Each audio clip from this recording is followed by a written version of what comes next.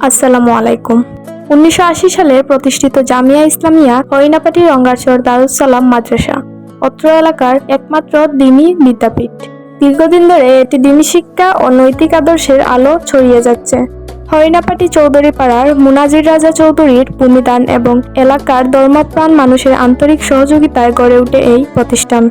বর্তমানে মাদ্রাসাটিতে রয়েছে হিফজ, নুরানি ও কিতাব বিভাগের পাশাপাশি নারী শিক্ষার্থীদের জন্য পৃথক মহিলা বিভাগ।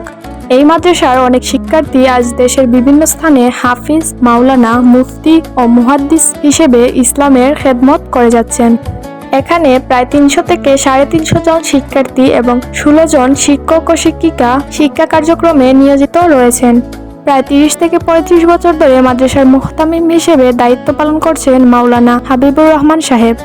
পরিচালনা কমিটির সভাপতি ছিলেন মরহুম আলহাজ সোয়াব আলী মাস্টার সাহেব এবং বর্তমানে সেক্রেটারির দায়িত্ব পালন করছেন আবুল খয়ের সাহেব। এলাকার যুব সমাজ ও প্রবীণ ব্যক্তিবর্গের সম্মিলিত প্রচেষ্টায় মাদ্রাসার উন্নয়ন অব্যাহত রয়েছে।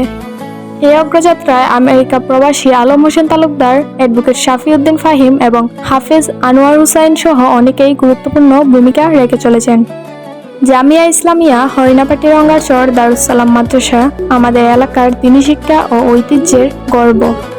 মহান আল্লাহ তাআলা এই প্রতিষ্ঠানের সঙ্গে জড়িত সকলকে উত্তম প্রতিদান দান করুক এবং এই দ্বীনি বিদ্যাপীঠের অগ্রযাত্রাকে আরও সমৃদ্ধ করুক। আমিন।